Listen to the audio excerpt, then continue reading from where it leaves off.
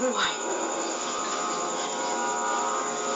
Magkakaroon ka ng bahay sa lahat ng lugar. Magkakaroon ka rin ng kotse. Lahat ng klaseng kotse. At ang pera, walang tigil ang dating sa'yo. Parang balon na walang tigil. At ang pinaka-importante sa lahat, papakasalan ka ng pinakagusto mong lalaki. Mag-aasawa ka sa kanya. Ang swerte-swerte ko naman. Pero, sigurado mo kayo sa mga sinasabi niyo yan? Ako si Madame Lucring. Alam ko ang lahat at nakikita ko ang lahat. Kaya lahat ng sinabi ko sa'yo, matutupad. Kung gano'n, sinabi mo, okay na mo sa akin yun. Salamat to, okay na rin, Lord. Sandali lang mo, ha? Ito ang bayad ko. Pero totoo mo yun, ha? Ang tulog, salamat to, ha? Salamat. Sige. Good luck.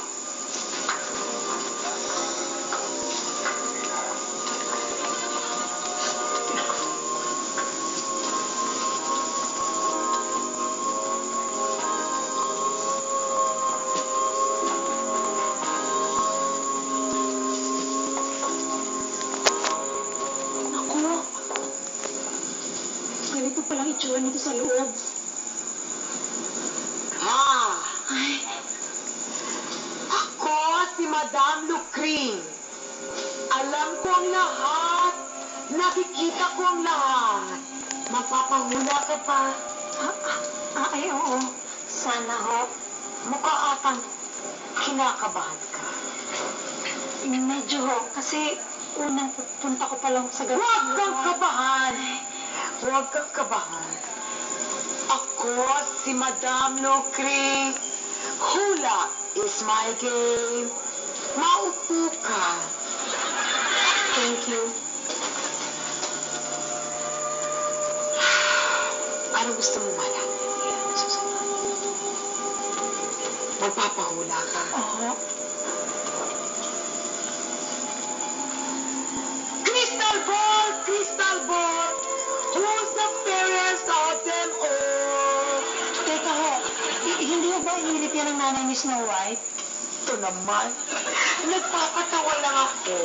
Para naman maging komportable ka. Hindi ba kinakabahan ka? Kalong pa. Oo. Oh, ready ka na? Oo. Ready? Ready po. Ano gusto mo malaman? Gusto ko malaman kung anong mangyayari sa akin sa kinabukasan. Sa future ho.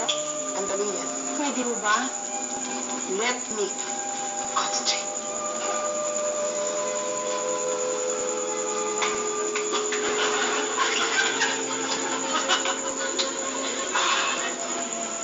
Crystal ball! Crystal ball! Si Lucring init! Your friend! Kailangan ko ang tulong mo, Crystal ball! At meron ako kaibigan dito. Lucy Garcia ho. Lucy Garcia ang pangalan. Ano ba ang kapalaran ni Lucy Garcia? Padating ka sa akin, Crystal. May nakikita ko. Poging lalaki. Ha? At siya'y mabait. Siya'y may-ari ng multinational business. Wow! Multimillionaire! Wow! Ko, ano? Magpapakasal kayo? Wow! Niligawan ka muna niya tapos hindi siya makapagpigil. Papakasal kayo? Wow! And you are going to live happily ever after. Wow!